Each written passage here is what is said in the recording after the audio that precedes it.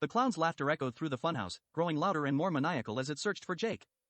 Every breath Jake took was shallow, each movement slow and deliberate.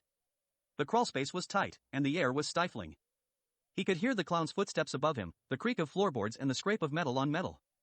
For what felt like hours, Jake crawled through the dark, winding tunnels beneath the funhouse. His body ached, his hands were raw and bloody from the rough concrete, but he didn't stop. He couldn't. The image of his friends Sam's severed head, Lisa's broken neck, Emily's disemboweled body flashed through his mind, spurring him onward. Finally, he reached a narrow opening at the end of the tunnel. He could see a faint light seeping in from the outside, a glimmer of hope in the suffocating darkness. Jake forced himself through the opening, his body aching as he pulled himself out into the cold night air. He found himself at the back of the amusement park, in a small, overgrown area that had once been part of the maintenance section. Rusted tools and broken-down machinery littered the ground, and the fence that surrounded the park was just a few yards away. Freedom was so close he could taste it. Jake stumbled to his feet, his legs trembling as he began to limp toward the fence. But just as he reached it, he heard a sound behind him, the soft, rhythmic tap of footsteps, followed by that familiar, bone-chilling chuckle. Jake whipped around, his heart pounding in his chest. The clown was standing a few yards away, its black eyes gleaming in the darkness, the blood-stained knife clutched in its hand. Its grin was wider than ever, its teeth sharp and yellow in the dim light. Leaving so soon? The clown rasped, taking a slow step toward him. Jake's mind raced. He couldn't run, the clown was too fast. He had to fight, had to make a stand if he wanted to survive.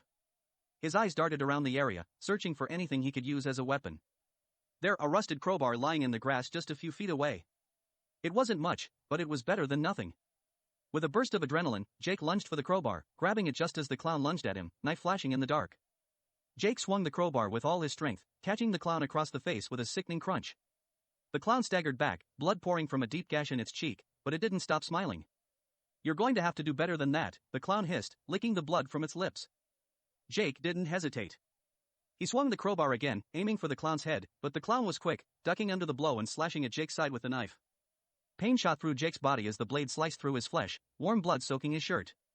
He stumbled back, clutching his side, but he refused to give up. "Not now." The clown advanced on him, its laughter echoing through the empty park as it swung the knife again and again. Jake dodged as best he could, the crowbar his only defense against the relentless assault. Each time he landed a hit, the clown seemed to grow more enraged, its attacks becoming more frenzied, more brutal. Jake was losing blood fast.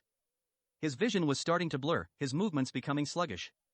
The clown could see it too, it could smell his weakness, his fear. It let out a low, guttural laugh, the sound of it reverberating in Jake's skull as it raised the knife for the final blow. But just as the clown brought the blade down, Jake found a last reserve of strength. He lunged forward, driving the crowbar into the clown's chest with all his might. The impact knocked the clown off balance, and it let out a choked gasp as the crowbar pierced its flesh, blood spurting from the wound. The clown's grin faltered for the first time as it stumbled back, clutching at the crowbar lodged in its chest. Its black eyes flickered, and for a moment, Jake thought he had one. But then, with a sickening squelch, the clown ripped the crowbar from its body, blood pouring from the wound. It let out a low, guttural growl, its grin returning, wider and more twisted than ever. The wound in its chest was already closing, the flesh knitting itself back together as if the injury had never happened. "Did you really think it would be that easy?" The clown whispered, its voice filled with malice. Jake's heart sank. How was this thing still alive? How could he possibly defeat it? Desperation clawed at him as he backed away, his mind racing for a way out, for some way to stop this nightmare. And then he saw it, a large, rusted gasoline canister lying against one of the old maintenance sheds. An idea formed in his mind, a dangerous, desperate idea, but it was all he had left. He grabbed the canister, praying that there was still some fuel left inside, and unscrewed the cap. The clown laughed, amused by Jake's frantic actions. "What do you think you're going to do with that?" it taunted, slowly advancing on him. Jake didn't answer.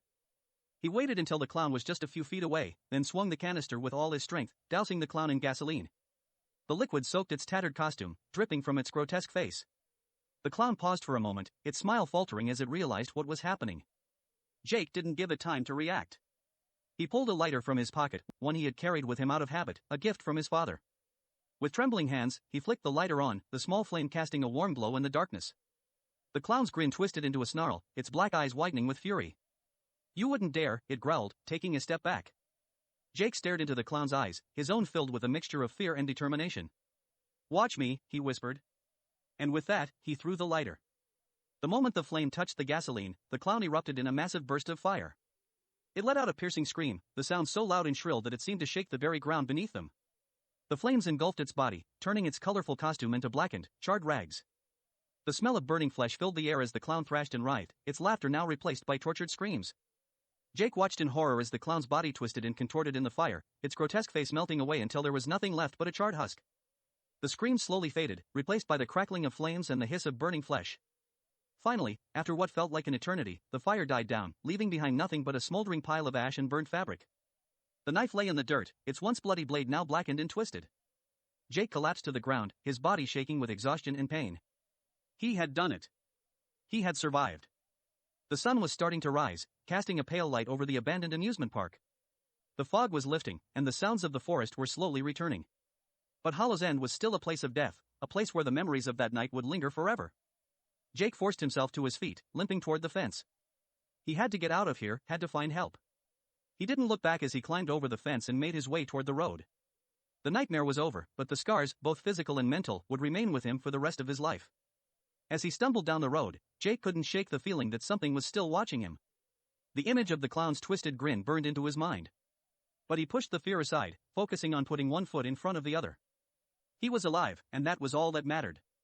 But deep in the ashes of the burnt-out amusement park, something stirred. A faint, almost imperceptible sound, a soft, high-pitched chuckle echoed through the empty air, carried on the wind. The clown was not gone. Not completely.